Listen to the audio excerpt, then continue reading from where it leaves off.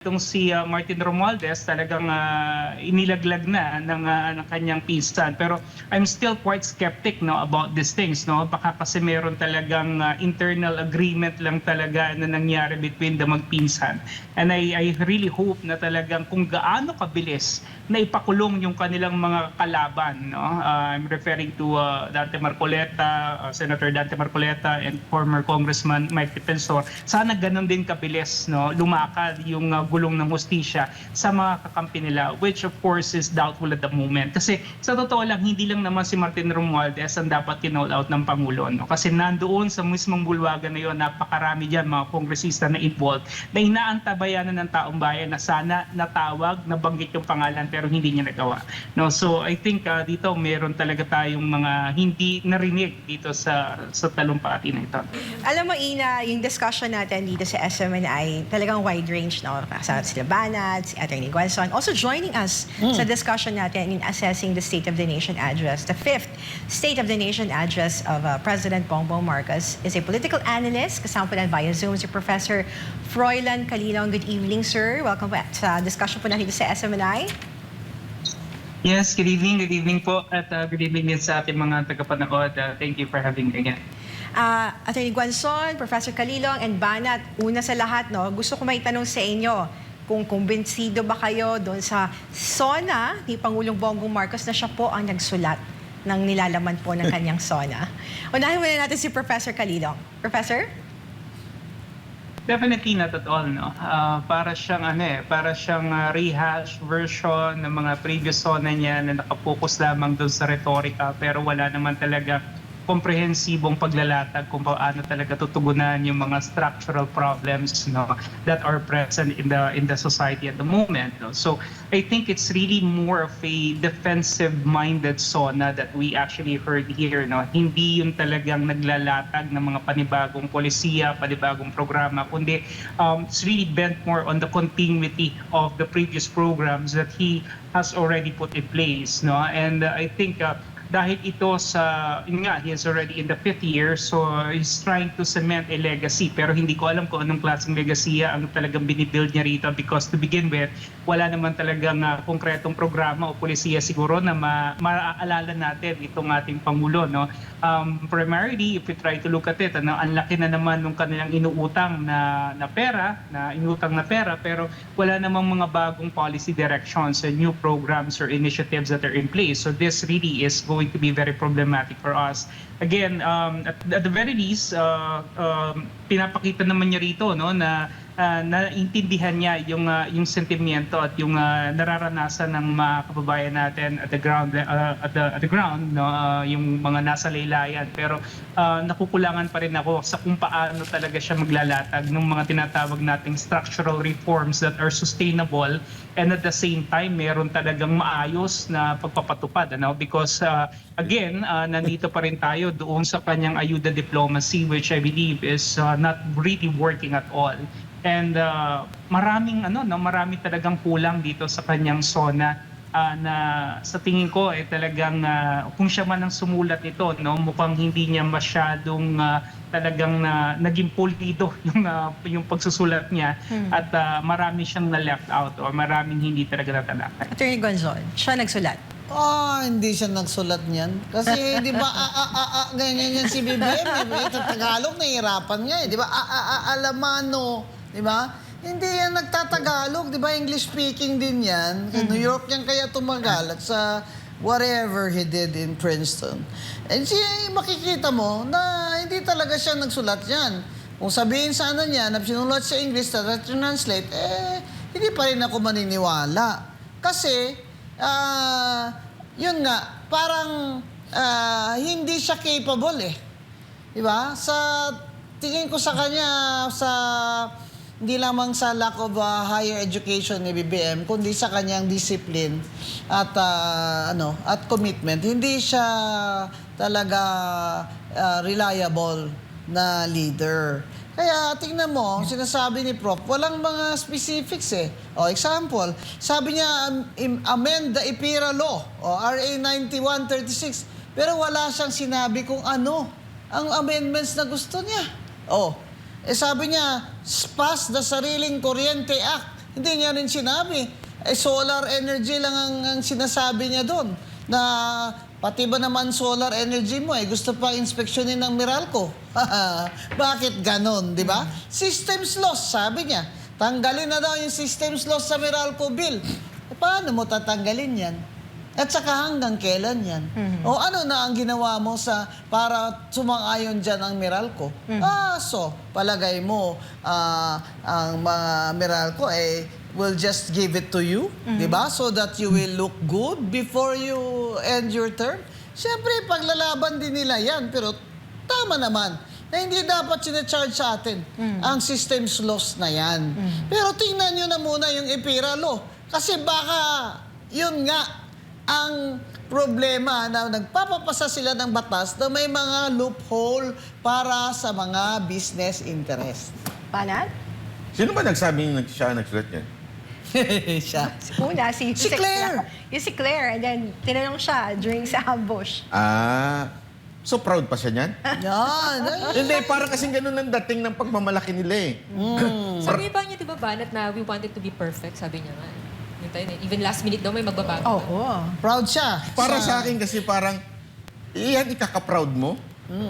So, walang laman Parang mas naniniwala nga kung siya ang nagsulat kasi ang pangit Kung maganda yan, masasabi nating hindi talaga siya nagsulat. Pero sobrang walang, hindi specific. Oo. Baka nga siya, no? Parang walang touch sa ground. Parang hindi niya talaga alam. So, mas naniniwala ako sulat niya to. Kasi sulat ito ng grade 1 Mas maayos. Sana man lang pinachat GPT nyo, mas maayos-ayos pa siguro. Madagdagan pa ng details yan. Masyadong generic yung ginawa ninyo, tapos proud pa kayo. Nakakaya naman kayo ng ganyan. Hindi niya sinasabi din, Prof, what do you think of this? Na yung next year's budget, ano yung ito yung SONA, yung State of the Nation niya, di ba, present dapat. Pero may mga past tense siya like that war that caused the energy crisis, which is still ongoing. Wala siyang, in the future, okay, from now up to the time that I end my term, gusto ko ang budget, ganito, di ba? At saka yung tax reforms, ganito, klaro, especially the budget. Kasi humingi siya ngayon ng 7 trillion ba yung hinihingi niya, Prof, for next year? At sa 7 trillion na yan, hindi niya sinasabi na for the next year's budget, ang gusto ko sana na ipasa ng Congress, ayun ay pinag-aaralan namin na this much to education and that will go specifically to where? Di ba? To building more classrooms, di ba? Parang ang sa ngayon kasi, Prof, hanggang ngayon kulang pa rin ang classrooms di ba? Yung housing nga niya Totoo po yan. Target niya 1 million, nakabuild siya 500,000. Pinagmamalaki niya pa yun. In fact, Attorney Rowena, yung 700 billion na inilagak sa DepEd, kung maaalala natin, napakalaking amount nun. Pero ang problema kasi dito, hindi lamang yung amount, pero yung absorptive capacity talaga ng departamento. Are they really capable and are they really competent enough to actually make ample use of this money? Na hanggang ngayon, yung problema natin from way back, problema pa rin natin ngayon despite and in spite of the higher budget allocation dito sa DepEd. So talagang meron talagang problema, may disconnect doon sa retorika na binabanggit ng Pangulo, doon naman sa actual na nangyayari on the ground. And I think he's trying really his best to be a leader or a president that is focus on employing good governance. Pero alam naman natin na hindi ito yung nangyayari on a day-to-day basis, because his government is really dead set more or less in politics, at hindi talaga sa governance. So I would say that the State of the Nation address of the President, to borrow his word, is actually a disarray at the moment. It's actually in disarray. Hindi talaga nakatawid ng tama sa publiko. At saka, Prof, wala siyang dapat sisihin na bakit hindi napapasa yung mga priority bills niya. Kasi yung anak niya ang majority leader dyan, si Sandro. Sino ang masisisi niya? Ako, mali yung ginawa nila na si Congressman Sandro nilagay nilang majority leader. Di ngayon wala na siyang way out.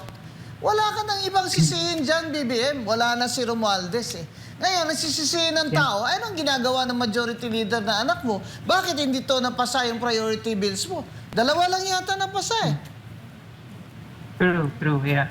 Well, I think, Attorney, kasi nga yung kanyang gobyerno is really focused too much on the political noise, no? Medyo nalunod talaga sila dun sa political infighting, because they really bent on trying to prevent the Duterte train from really launching and reaching full steam pagdating ng 2028. Yun lang talaga ang focus eh. Tama. Wala nang iba. Kaya ito ay nakita at naunawaan ng ating taong bayan. Kaya nagre-reflect doon sa kanyang napakababang trust and satisfaction rating, no? At least na-notice niya to, no? Kaya pilit niya tayong pinapaniwala na mayroong gagawin siyang reforma to resolve this. Pero at the end of the day, hindi natin yung narinig dito sa zona na to, no? Nakakalungkot lang din na itong si Martin Romualdez talagang inilaglag na ng kanyang pinsan. Pero I'm still quite skeptic, no, about these things, no? Baka kasi meron talagang internal agreement lang talaga na nangyari between the magpinsan. And I really hope na talagang kung gaano kabilis na ipakulong yung kanilang mga kalaban, no? I'm referring to Dante Marcoleta, Senator Dante Marcoleta, and former Congressman Mike Defensor. Sana ganun din kabilis, no, lumakad yung gulong ng hustisya sa mga kakampi nila, which of course is doubtful at the moment. Kasi sa totoo lang, hindi lang naman si Martin Romualdez ang dapat kinall out ng Pangulo, no? Kasi nandoon sa mismong bulwagan na yun, napakarami dyan mga kongresista na involved, na inaantabayanan ng taong bayan na sana natawag, nabanggit yung pangalan pero hindi niya nagawa. No, so I think dito meron talaga tayong mga hindi narinig dito sa talumpati na ito. Prof, my question lang ako, kasi you said earlier that the President is trying his best to be a leader. Pero 4 years na po kasi ang nakalipas. Ano po ba talaga ang estado ng ating bayan na tingin niyo po dapat yung talagang ipinakita ni BBM? Kasi I remember first zona niya, sabi niya pa, the state of the nation is sound. Ngayon po, ano talaga ang tunay sa inyo pong assessment, Prof? Well, sa akin talaga, no, kasi pag sinabi mo kasi nga nation, no, nation is practically referring to the people, no. Pero ang tanong dito is, nasa maayos na kalagayan ba yung mga tao? Yung taong bayan ba mismo ay nasa maayos na estado at the moment, no? After 4 years of his term of office, narating ba natin yung sinasabi nating yung pinangako niya, no? Definitely hindi, no? Kaya masasabi natin na yung kalagayan, yung tunay na estado ng taong bayan ngayon, kung mahirap dati, no, mas mahirap ngayon. In fact, the pandemic levels, no, na tinitignan natin during that time, na binalikat at hinarap natin during the time of President Duterte, ngayon mas masahol pa yung ating mga numero kung ikukumpara natin doon sa panahon na tayo na sa pandemya. 3 taon na, no, na hindi na-hit ng DepEd yung kanilang GDP target, no, which is ranging around 4.5 to 5.5%. So this is really not very good at all. Kaya kahit ipanananda ng Pangulo na tayo ay na-elevate na, no, from dito nga sa sinasabi natin na upper middle income economy, the truth is hindi naman talaga to tumutugma doon sa realidad na nandoon sa ilalim, ano. Marami pa rin sa ating kababayan, even the middle class are really finding it hard to actually survive, no. Hindi na to thrive, no. Hindi na nga natin ina-achieve na magkaroon tayo ng success, no, but really just to survive the day-to-day living that we have right now is already very, very hard, no? Na yung mismong middle class, sinasabi, ilan sa kanila nasa hand-to-mouth existence na rin. I think this is really, really very bad, no, at the moment. Attorney, would you like to add? Then what is the real state of the nation? Real zona, Attorney. Grabe talaga, oh. Yung bang, it's a major disappointment. After 4 years, isipin mo talaga, he will show a showcase, no, of his projects to be proud of, no. Pero wala, kasi the economy is bagsak, and all the indicators bagsak, even functional literacy bagsak, di ba? Tourism bagsak. So sabi nga ng isang kaibigan ko, I won't watch anymore because whatever he says will be disappointing. Banat? Para sa akin, napaka-expert talaga nito ni BBM pagdating sa pambubudol, no? Kasi talagang, pag nagsalita siya, convinced siya na maganda ang nangyayari sa Pilipinas. Pero yung mamamayan, hindi naman nararamdaman po yun. At ang lakas ng loob niya na sabihin yun. Pero, ikaw, bilang, si Pangulong Duterte kasi naalala ko yung kanyang SONA eh. Di ba, nung huli niya SONA, sabi niya nga, yung accomplishment niya, parang wala naman daw. Hayaan nyo na lang ang taong bayan ang magsabi. Yun yung sinabi niya. Dito, parang, basta ako gagawa ko ng script, tapos sasabihin ko sa tao, bahala na kayo kung tanggapin nyo hindi. Basta ito yung script ko. Parang hindi talaga siya nakikinig sa tao. Ang ano dito, habang lahat tumataas, ang presyo ng bilihin, actually, isa lang naman talaga ang bumaba ang presyo ng bilihin. Droga. Totoo nga, walang biro. Tanong nyo doon sa mga kakilala nyo, yun ang bumaba ang presyo. Bagsak presyo. Bagsak presyo kasi sa dami ng nagdidil ngayon eh. Bumagsak Sobrang talaga dami ang ng presyo supply. nun.